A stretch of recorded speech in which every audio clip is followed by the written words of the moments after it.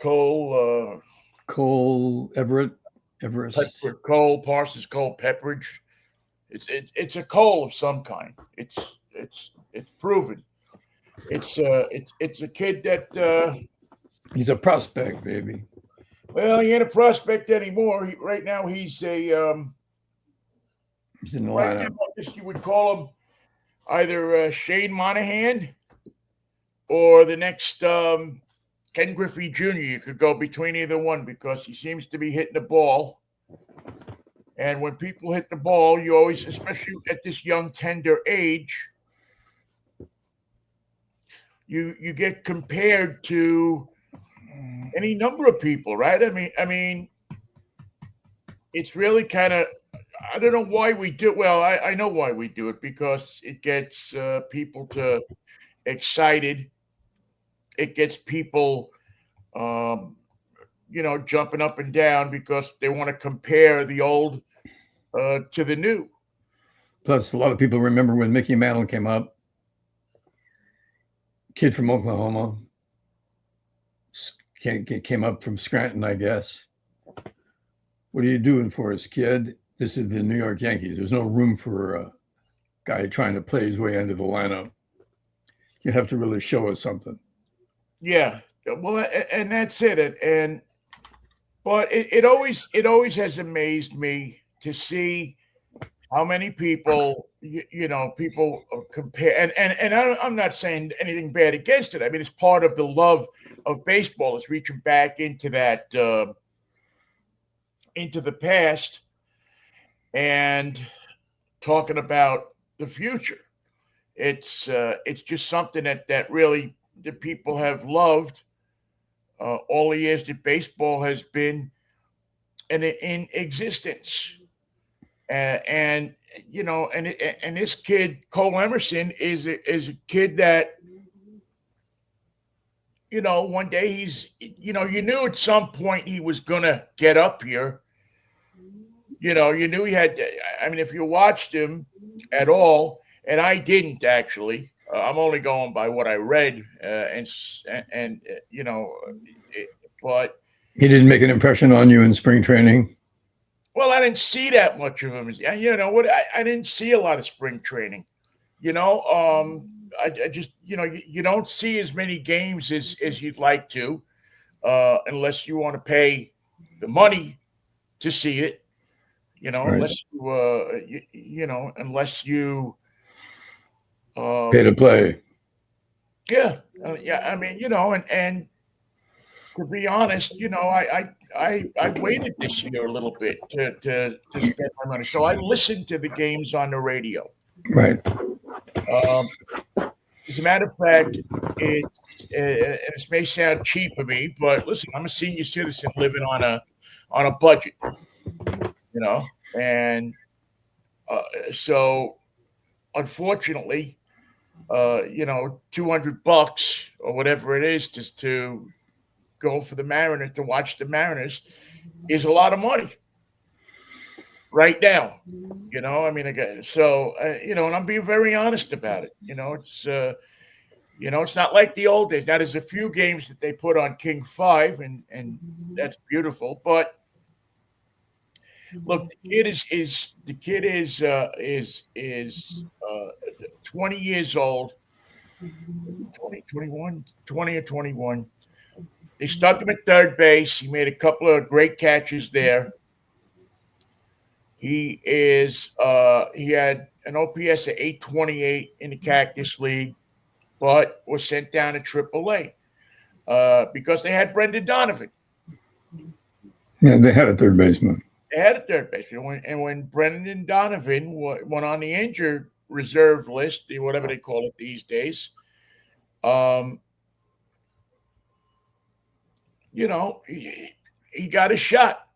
So now let's see what he does. He got, and if he fails, let's not jump on him and go that he's a bust. This is if he comes up and goes back down, he's 20 years old. They used to say you can't hit the curveball. You go down to AAA and figure it out. Yeah, I mean, from what I've heard and what I've seen of him, and everything, you know, it looks like he's going to be the real deal. But how many guys have we said is going to be the real deal? I remember they sent Willie McCovey down. They were going to send Willie Mays back down because he went over 20 and he took some time to get acclimated. Now, as it turned out, the time was well spent. He did get acclimated. He found his place in center field and he found his place in the National League. Same thing for McCovey, but McCovey was sent down when the AAA for the Giants was in Tacoma. So he didn't really get sent down. He got sent up the coast, sent back and took the SF off his hat and put a T on it. And they said, "You're playing first base. You got to learn to hit the curveball. Good luck to you, kid." Stretch, as they called him in those days. And his time there was well spent. He came back up and he began to be a major league hitter. And you can't say when that's going to happen. You can't say when you cross the line and become a guy who's never going to see AAA again. Well, and listen, I don't want to skew the conversation towards sending him down because everybody has said on the ball club that he's here to stay. He wasn't brought up as kind of a replacement. He's find a place, put him there. Yeah, he's brought up. He was ripping up AAA so much that it was time to let him and the Mariners can use a spark. They could use something to make them start. Just put a spark in them. Cal Raleigh isn't doing it this year so far. He's not horribly off, but he's off enough. And you and I know how many times you see a kid come up or a kid get traded over and he sparks the team. Yep. People get excited about it. And there's no reason to not get excited about Cole Emerson. He's got a ton of people. His family's up here watch. He'll watch. Not just hitting, but hitting with power. Yeah, I mean, what did he have? He had, again, I didn't.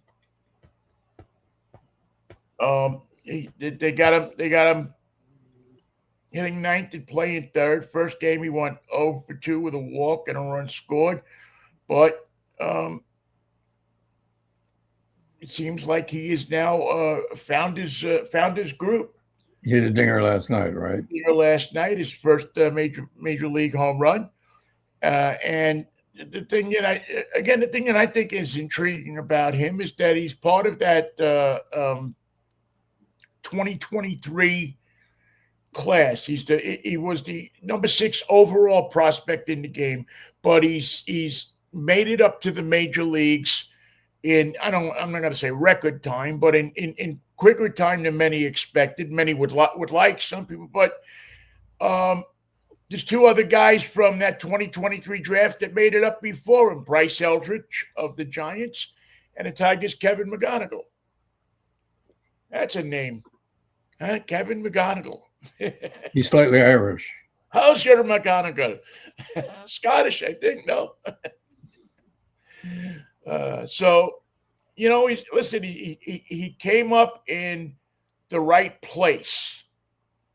He gets a 3-game series against the White Sox. It's a comfortable place to start. Yeah. And so we'll see what happens. He's got to. The biggest thing he's got to remember. The difference from AAA, and I think this is something that is somebody sent in a little thing here, a note to us this morning asking what's a life tip for the younger generation. And it's interesting that you bring that up because this is my life tip for the younger generation. Somebody told it to me one time. Show up, suit up, and don't be late. Sitting in a dugout. Sitting in the dugout with them talking baseball. And I said, well, what would you say to a young kid who just made it up to the show, to the game, to the major leagues? And he's just, without even batting an eye, just quickly said, "Don't pick your nose. You're probably on camera now Yeah. most of the time." And you know what? That's pretty good advice because you got to think that somebody's taking a picture of you at any moment. You don't You're want to be. You don't want to embarrass yourself or the team, You don't want to embarrass yourself, your teammates. You don't want to be picking your nose. You don't want that to especially show up on your highlight. it's unnecessary to embarrass yourself that way. Be aware of where you are. Be That's what the aware. tunnel's for. You go in the You tunnel, come out the tunnel and you're on TV.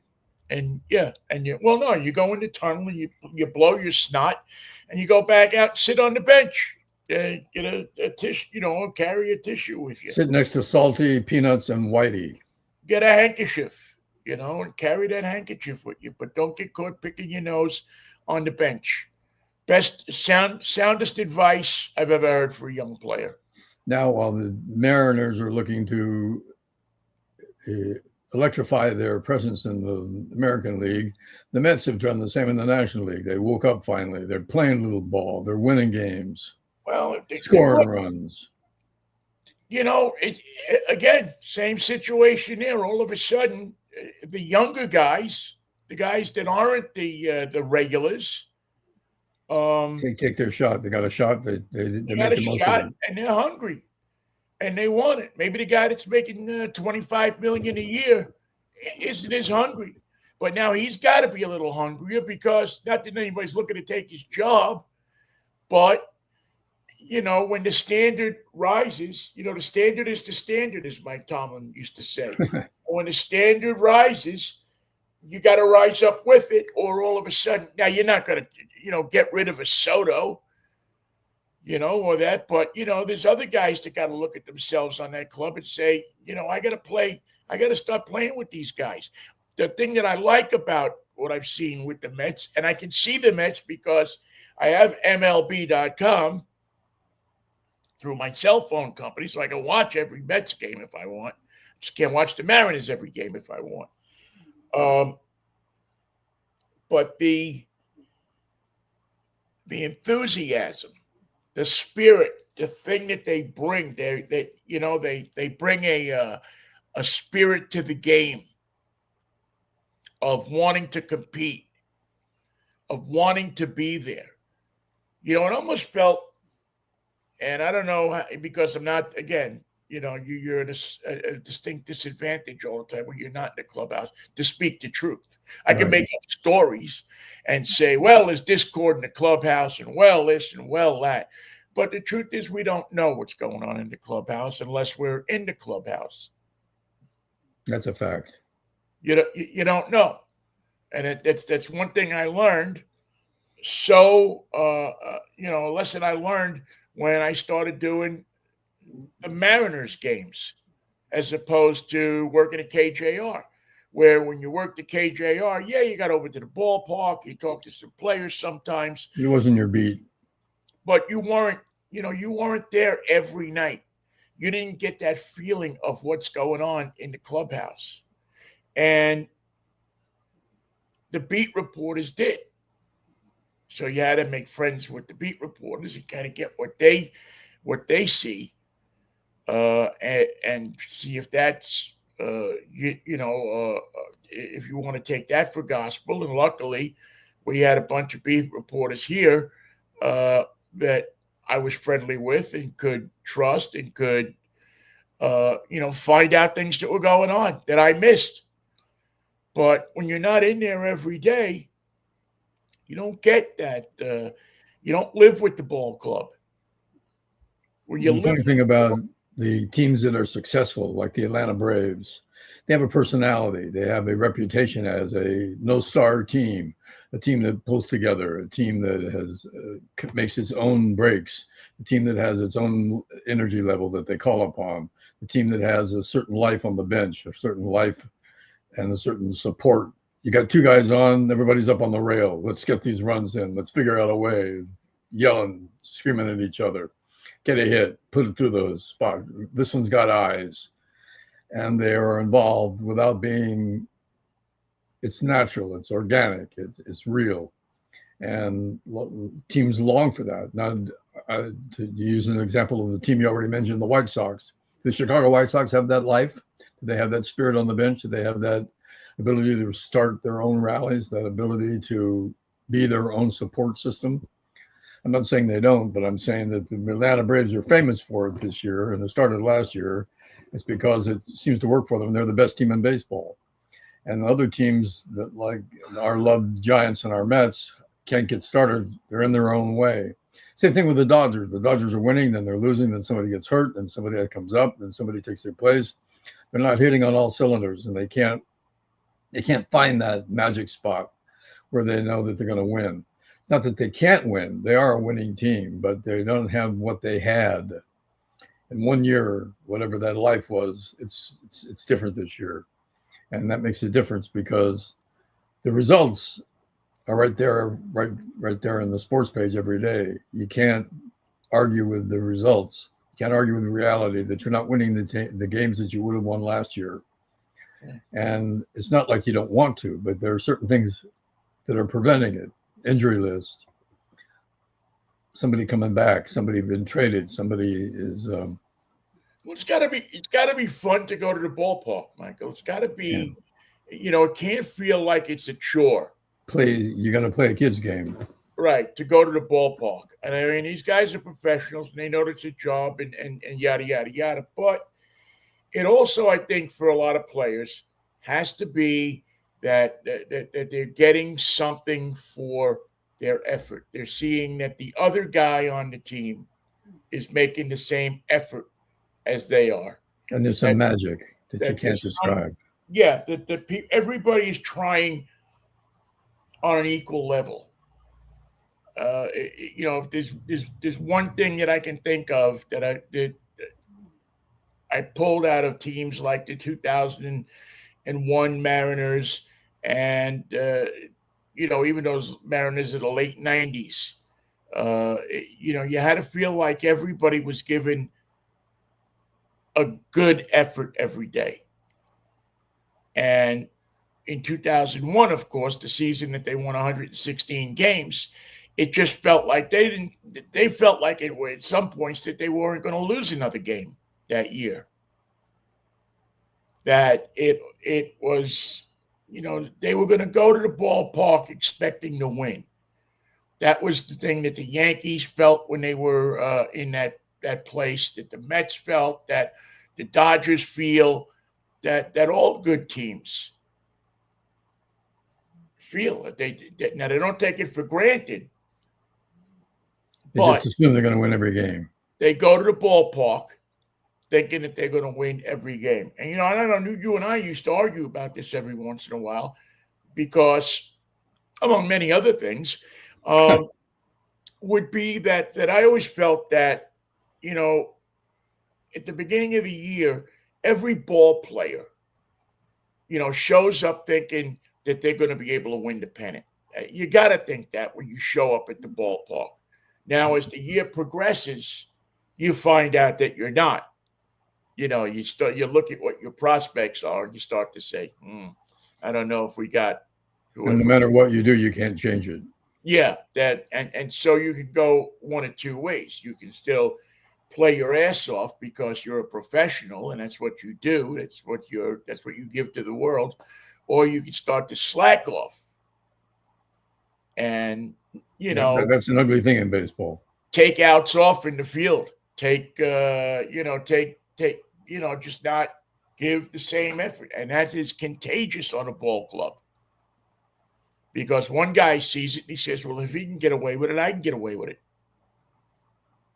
And next thing you know, guys are daydreaming. They're looking up in the stands for for some woman that looks good or some whatever they're doing to look at, to distract themselves from the game because they at some point don't want to be there. And I always think that's a tough position. Once you've talked yourself into that, it's hard to talk yourself out of it. Yeah, you don't all of a sudden snap and go, oh, I'm on a major league field. Something has to happen to generate, to reconstitute, to bring that ball club back into a place where guys are enthusiastic about going to the ballpark. Now, a lot of times that's a mid-season trade. a lot of times, right? I mean, that's a new blood coming in. All of a sudden we're going to get a new pitcher, or we're going to get a new shortstop, or a new second baseman, or a new center field, or somebody. And that's when Salty or Peanuts or Whitey comes to you and says, Skipper wants to see you. Yeah. They got to make room on the roster, or they got to, that's when the rubber hits the road. That's when the times when you think that you're looking up in the stands and nobody's watching, you find out, kid, don't pick your nose, because there's always a camera on you. You were on TV, yeah. Yeah. Anyway, and don't think we didn't see that. And that's why guys that know how to hustle, not because they're told to, because they just do it. When you take the field, when you leave the field, when it's 3 outs and you're at shortstop, you don't walk in, you don't talk to the guy, you don't wait for the center fielder to say, what are you doing after the game? You hustle into the bench, and you don't have to be told. It comes from within you. It's the safest place you can be. And you can always rely on your own hustle. You can't make the ball land where you want it. You can't hit it out of the park when you need it. You can't make your friends and your teammates do it. But that hustle that comes from within you, if it's there every day, if you don't know how to do it without the hustle, you're in good hands. That's what you have to do to self-motivate. The players who know how to do it never forget. Yeah, if you don't know how to do it without the hustle, you probably shouldn't be on a major league roster. But there are guys that get there, because they have a unique talent. They're able to hit a curveball. They're able to reach out and grab that outside, that outside low one that right. Other people may not be able to get, but your arms are 2 inches longer, So, but it's it's nice enthusiasm for the club. It's nice enthusiasm for it always does one's heart good to see young talent come up. 20-year-old come up and start to hit, make a difference in the game, win one for the team. Yeah. So, you hope that it's real. You hope that it lasts a while. You hope that in August they'll be talking about this prospect. Remember when he came up in May, how he just affected the game. How he got the Mariners back on track. And you become a hero once you're. I don't want to say hero. I always hate doing that. I do it, and I hate because ever since September 11th, I've always gotten this different definition of what a hero is. So I hate to point at a ball player and say he's a hero because he goes out and swings a bat. But you become a special part of that team because it was on you partially that the team turned things around. Just had a cat off for a hairball. It has nothing to do with baseball. I'll just put that in there. That and big hairball? Pretty good size. In 2 parts. We'll get it. This is the element of the cat, the gift of having a cat live with you that they don't talk about. What else can your cat do? Well, they can do a hairball every once in a while. What can you do that? No. And when he was a rookie kitty and he came up, could he do the hairball? Yeah, right away. He had that talent. He could hit the curve and he could do a hairball. He had a 2-pitch repertoire. He had the hairball and the spitball. And do cats ever have to go to the vet because of hairballs? I don't think so. Out or if it becomes chronic, I suppose so. I've never had. It would have to be a long-haired cat, and we've had medium-haired cats. Long-haired cats are sometimes their faces are pushed in. They got the flat face, and the ears don't have a place to be. Yeah, any of the cats I had, I don't remember them ever having hairball problems. We have 2 cats. One cat is consistent with these hairballs. The other cat has no hairballs. So what are you going to do? try to split the hairball problem up. So how did the Mets wake up? Did they just start hitting the ball, or did somebody lead the Well, I way? had a couple of. They brought this kid Ewing up, There and you he go. started clocking the ball. You know, they brought a couple of kids up from AAA, and they woke the place up. They started hitting the ball. They were and plus they were young and enthused. They are young and enthusiastic, And the fans liked that, didn't they? and the The fans fans reacted. love that. The Yeah. fans. I mean, you know, New York loves a winner, or New York loves somebody that looks like a winner, And even though they might not be a winner. They'll still, if you look like a winner. it cures all your ills in a big hurry. Yeah, when you suck and you start to win, all of a sudden people take note of you. You know, they start to look at you and they start to say, "Hey, this is pretty good. This is something that we should pay $20 on a discounted Monday night ticket to go see."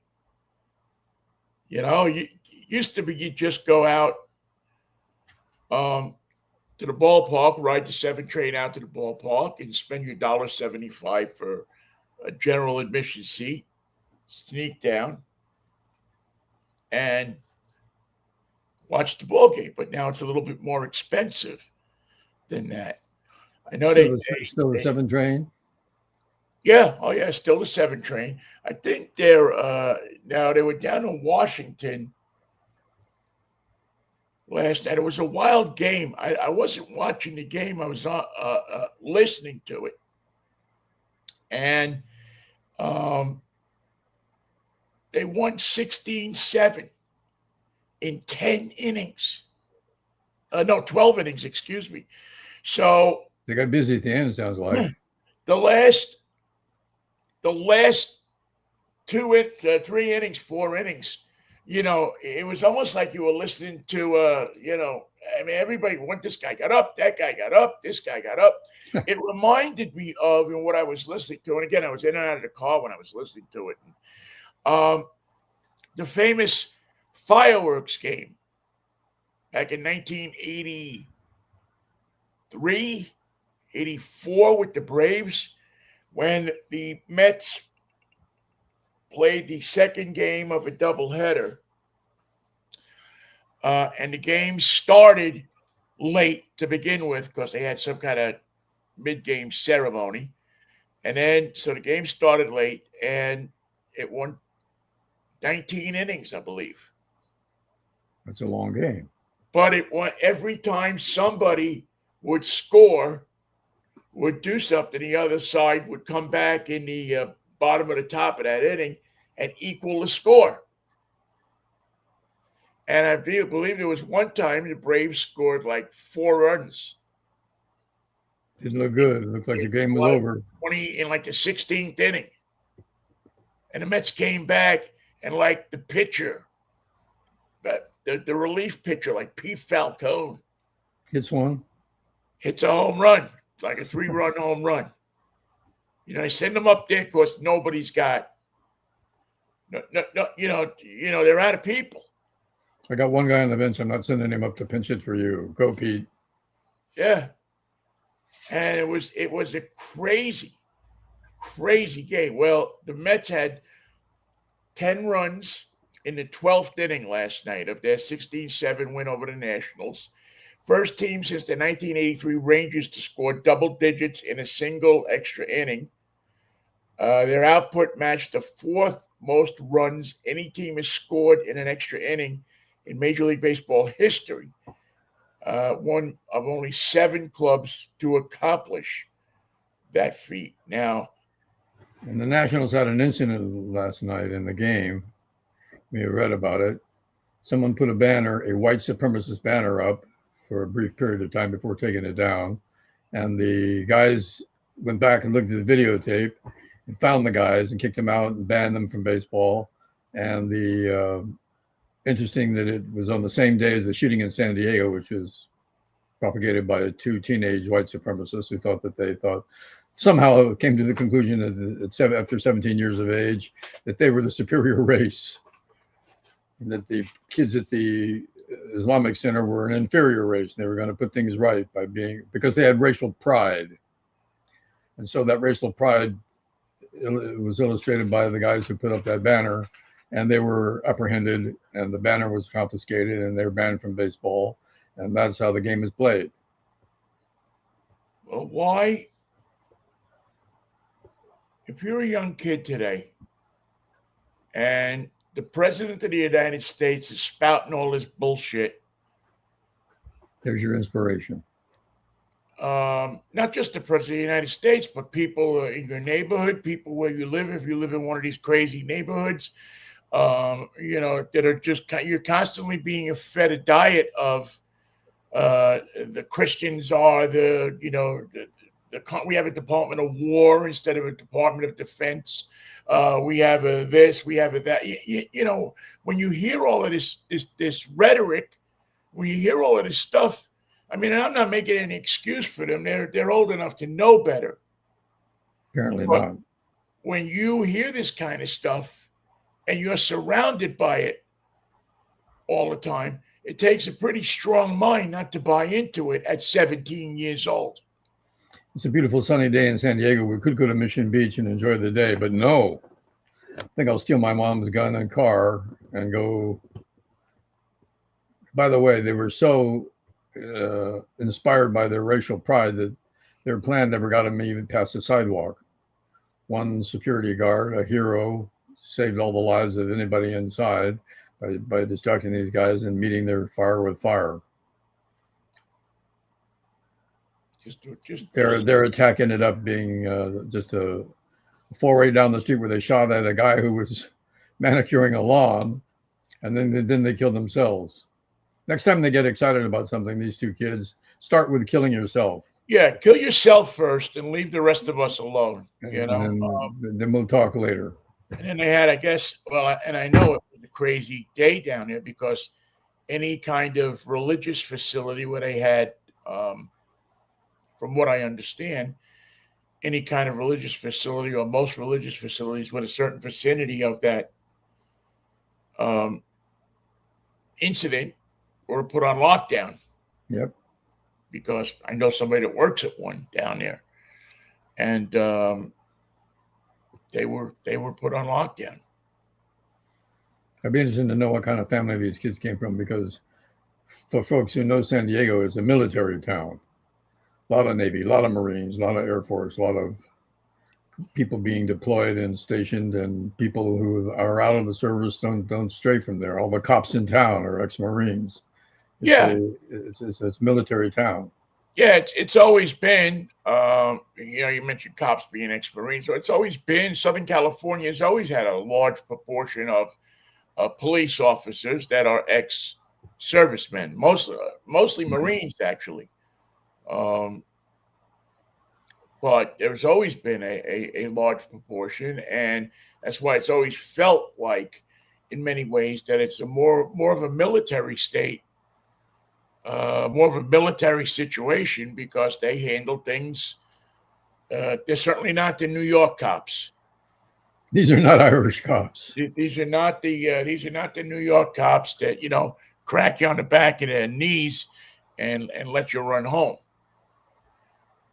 It's a different breed.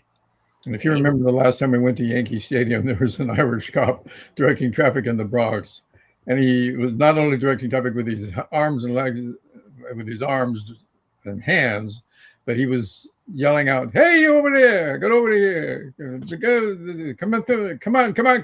Get over there!" What do you got? Direction. He had a wonderful George Carlin Irish cop accent, and he was a tenor. Hey, you better move it over there. I can't do it. Which is a distinctly different accent than the Italian New Yorker or oh yeah, definitely. The educated East Side liberal New Yorker. Hey, you going to the Copa or what? You going extra hours or what? You listen to me. You go down the corner there. You give me 2 quarts of motor oil. and you get the motor oil, and you come back here, you get the spigot, and you bring me my change, and put it in the car. Be a good boy. Oh man, that's funny. That is funny. Um, yeah, it's yeah, they have a different take on, or had a different take on policing in Southern California, and certainly in California in general, as most other places. Um, but you would, yeah, they would, wore the high and tight haircut and everything, and you could tell them. Well, again, it's a sad situation. Well, these kids were not fully formed. They weren't adults, not yet. They weren't. They didn't have adult ideas. They didn't have an adult experience. They didn't have anybody telling them that their ideas about life were totally wrong. Well, where are their parents? Well, the mother did call the cops, but I don't know if she's a single mother or single parent or not. Yeah, I mean, that As they say, the product of a broken home. yeah, I hear that a lot.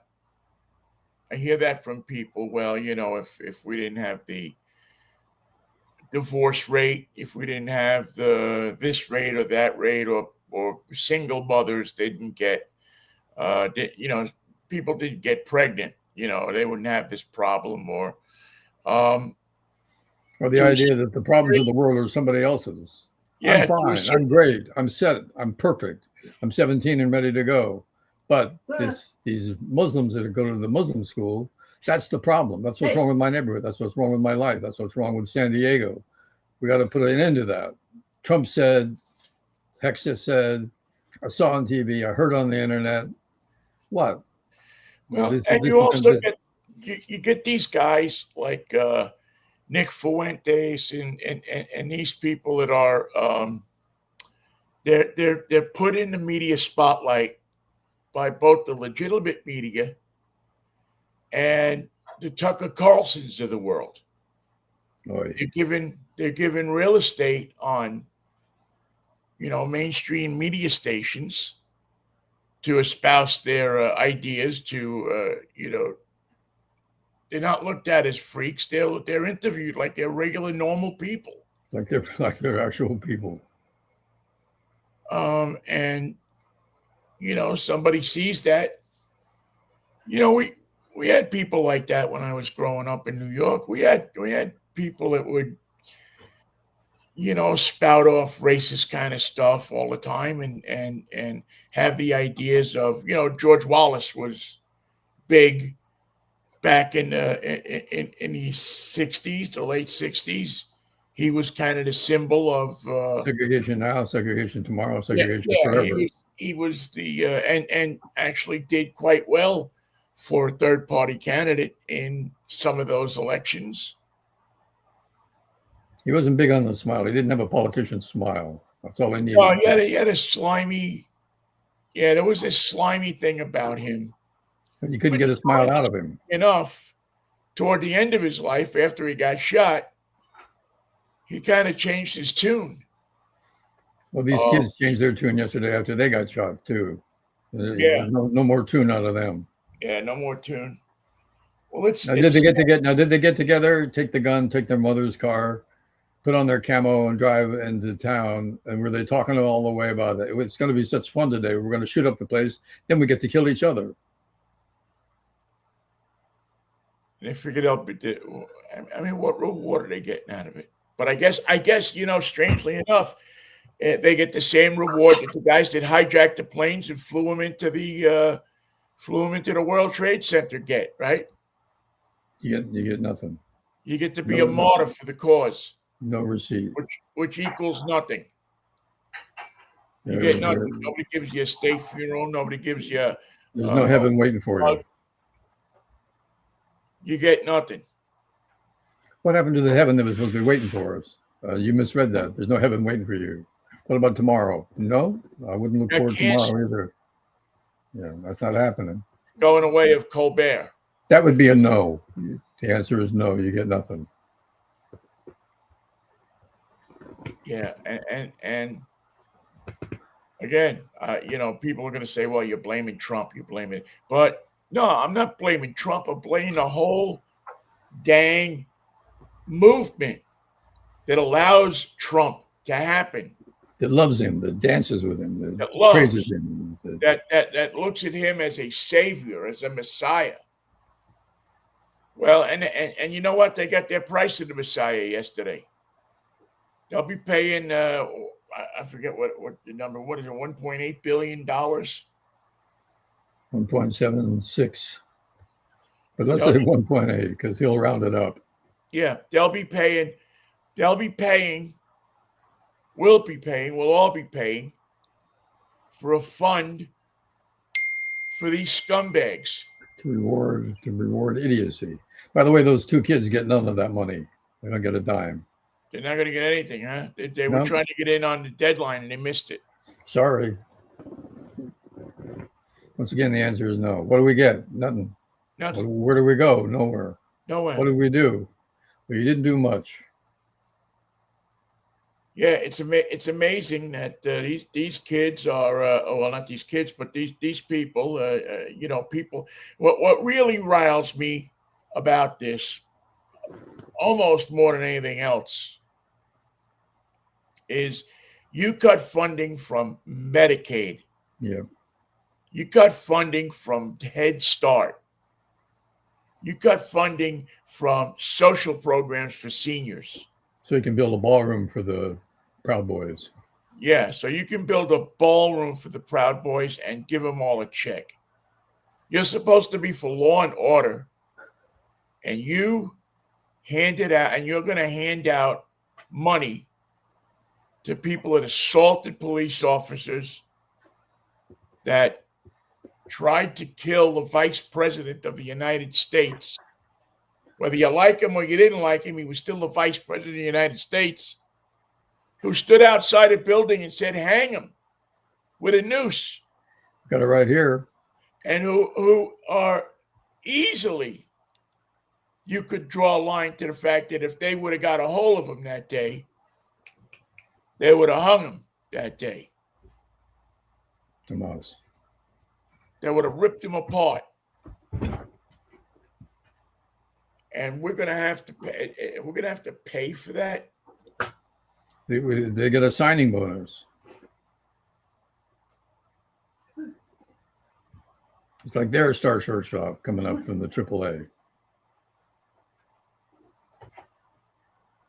Don't besmirch the. Don't denigrate the name of all-star shortstop or all-star baseball player. I withdraw my comment. That scumbag, piece of shit president that we have. He's malfunctioning at such an increased rate. I don't know how much longer we can watch him deteriorate. I mean, there's got to be a point where it doesn't work anymore. That's the way it is with cars that start to act up. They don't stop acting up till they're finished. Well, I unfortunately feel like we're still way far away from that, because I still I don't think that he's lost his, as much as people want to say he lost his grip. Well, his press conferences are so disjointed and so difficult to follow. If you were just showing up here from 10 years in another country where they had no news, you wouldn't be able to follow him. That's the president? What's he talking about? What's he saying? What did he mean by that? That doesn't make any sense. What's a ballroom? You'd say, how in the world could you have the conditions that you have in this country going on, and you be building a ballroom? I don't know if you saw Jon Stewart on Monday night. Jon Stewart does the Daily Show on Monday nights only. And he put his hands to his head and said, I don't know what's going on. How does this work? It doesn't make any sense. Everything that he does should destroy him, but it makes him stronger. Everything he does makes no sense. There's no logic. There's no direction. There's no intelligence, no thought given to it. It's remarkable. Why does this work? Why is this happening? What the hell's going on? And it was a series of questions out of comedic desperation that Well, it had no goes answer. on because the people that we elected to Congress and have had chances to get rid of didn't have the gumption to do it. Didn't have the balls. Didn't have the gumption to vote him out of to vote the people who enabled him. It's funny how the political right is afraid of this man. Where does that fear come from? Because he can take their job. That's all. Well, they would rather have that job as and operate as a vassal of the leader of the dear Führer, to do what he wants, to find out what he's going to. Now this whole thing about the ballroom, they're the preachers that were in Washington for the evangelical meeting on the mall. Every one of them brought up the ballroom, how God wants the ballroom, how this is what God has always wanted. He's always wanted a ballroom. Well, what did they bring up the moment after after Trump got shot or got attempted, I should say? The attempted assassination. I mean, it was on everybody's. It was almost like, gee, like God stopped it. It's here's before they went into the dinner, they were giving the press points. Yep. They were giving the talking points, the agenda. Here's what you believe, and here's what you'll say, and here's what you'll do. Just stay low. If you're told, stay low while we send our guys in to take care of business. We got a little something that we have in mind.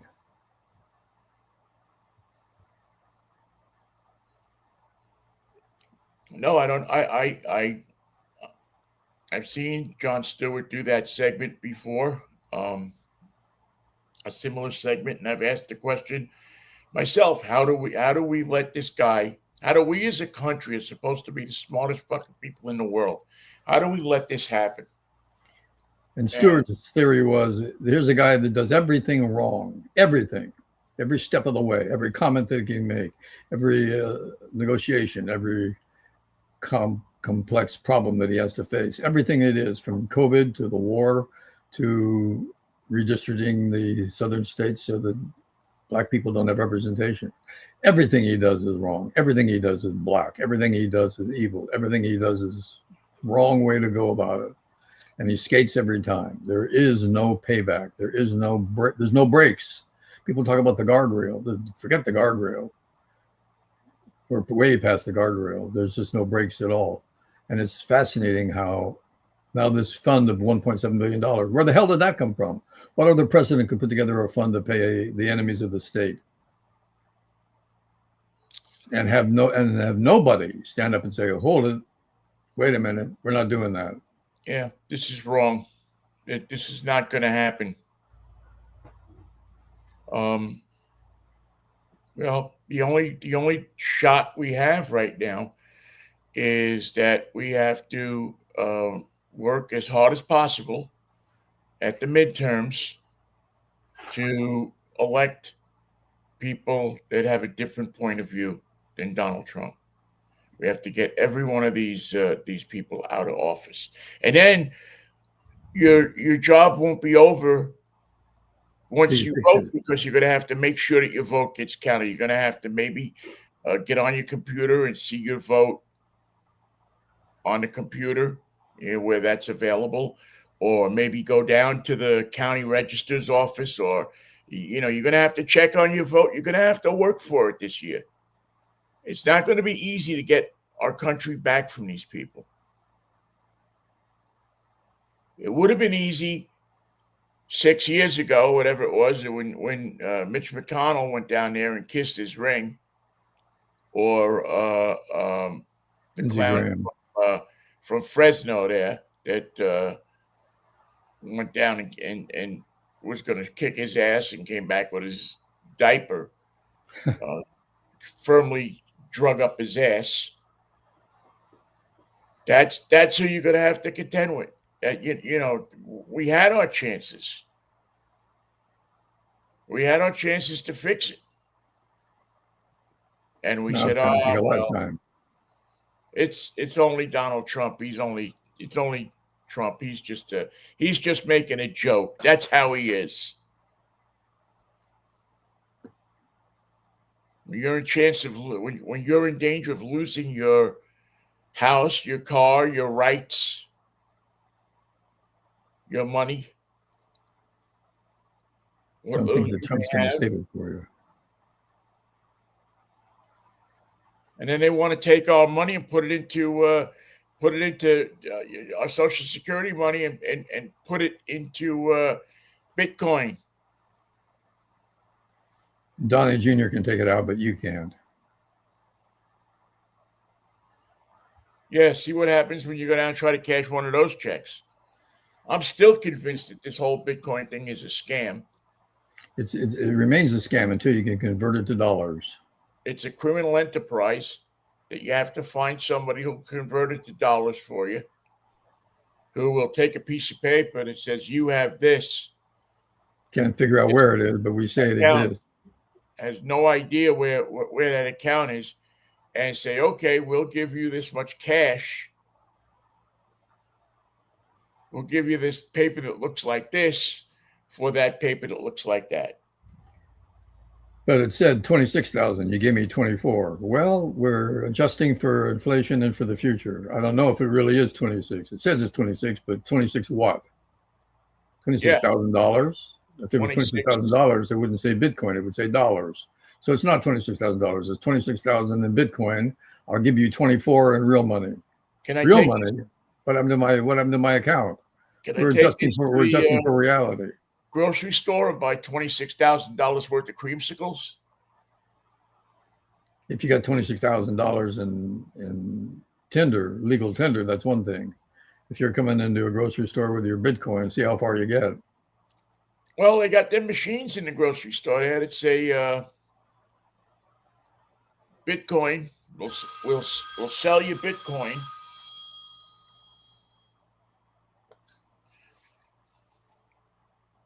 Insurance company, they're calling me to see how I'm doing. You don't want to know, lady. Just give me the dough before you go in. It's funny whenever the insurance company, the health insurance company calls to see how you're doing, they don't want to know how you're doing. They don't care how you're doing. They didn't call you to ask how you're doing. I'm saying how you're doing, but I don't care how you're doing. Yeah. What do you really care about? Are we even? Are we good? Are you going to be able to make your payment next month? Yeah. I care much more about what, whether you want this medicine or if you want that medicine, you're going to have to pay for it because we're going to not pay for it anymore. By the way, we're here on a Tuesday because our Monday show was disrupted and our Wednesday show is going to be disrupted. We should be back on Friday, but no promises. We hope to be. You never know. Now, is our Wednesday show going to be disrupted? Well, I thought you had a date on Wednesday. No, I got it for later. I think it's... No, I think we'll have a Wednesday show. Great. That's tomorrow. Yeah, that's tomorrow. I think that let me check my appointment. I'm pretty sure I set it up for later in the day, but let me look to make sure. Well, you're in charge then, whatever you want. Unfortunately, my mind seems to always be on Shanana. Yeah, I should only be so lucky. I just, okay, let's look at this here and see what it says. The good thing is they make these, tomorrow is May 20th, right? Could be, no promises. Yes. Tomorrow's May 20th, 1:40. No, I'm good. We're good. We can have a show tomorrow. Okay. Well, in that case, I'll see you tomorrow at 10 to 10. Yes. Here we are. We make it up as we go along, literally. Yes, I will see you tomorrow at 10 after 10. And you noticed that we were close to the 10 after 10 today. Not bad. We're going to hit that. We're going to hit it one day. We've hit 10:09. We've come early, but we've never been right on time. We're proud of that.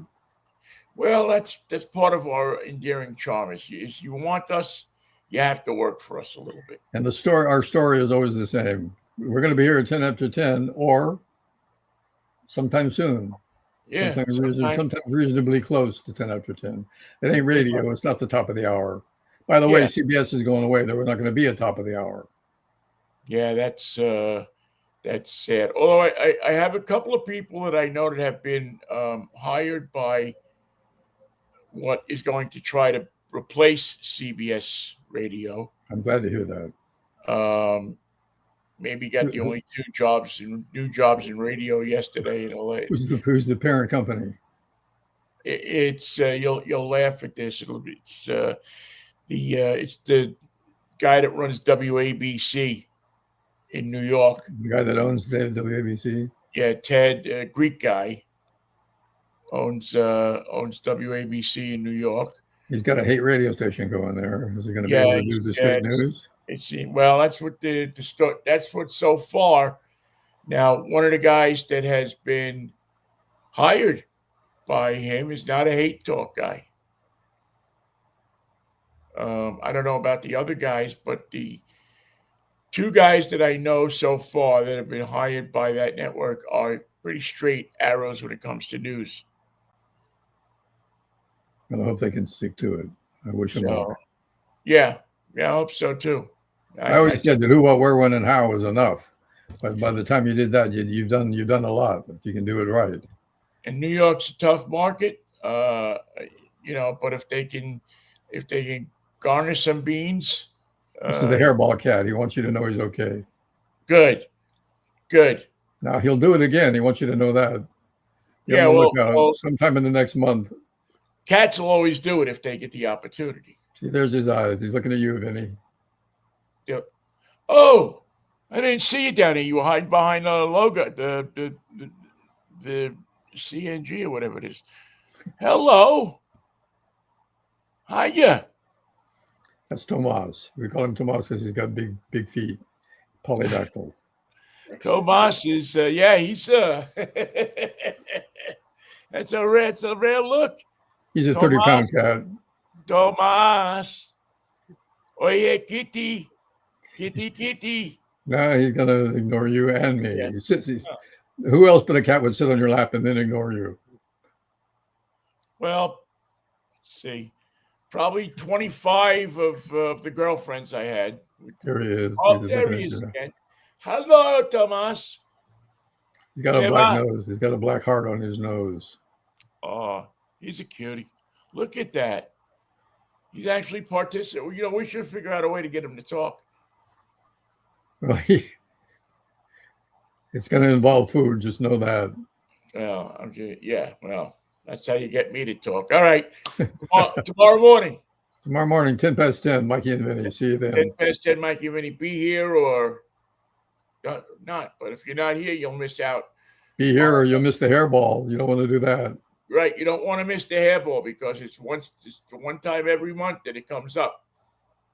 If you miss it. In Spolpakia, they have a day of the week. All the cats do the hairballs at the same time. Yeah, well, that's just a week before winter starts. And they have the Spolpakian ladies. The winter starts like 4 times a year, right? Yeah, lined up at their sewing machines, ready to go. And that's how the Spolpakian winter garment industry was founded back in, I don't know, whatever year Spolpakia took independence. Back in the good old days. From Upper Spolpakia. Well, the history is a checkered mess, but that's part of it. That's the fun of it. And nobody wrote it down. You see, that's the thing about Spolpakia. Nobody wrote the history down. It's a country where word of mouth still means something. Yeah. Yeah, they tell each other. There's no law book. They just have a guy come in and well, they can't afford a regular notary public, so they get a guy. They got a guy who comes in. That's how so much trouble starts in the world. A guy comes in. I got a guy who comes in. Oh no, don't let him come in. Maybe you got a guy, but don't let him in. Yeah, unless he comes by the back door, don't let him in, Well, work on your Irish cop accent, okay? Yes, certainly I will. See you tomorrow. See you tomorrow, Peace, Ben. love, and Manischewitz. If What of a course the wine. Lord's willing and the creek don't rise.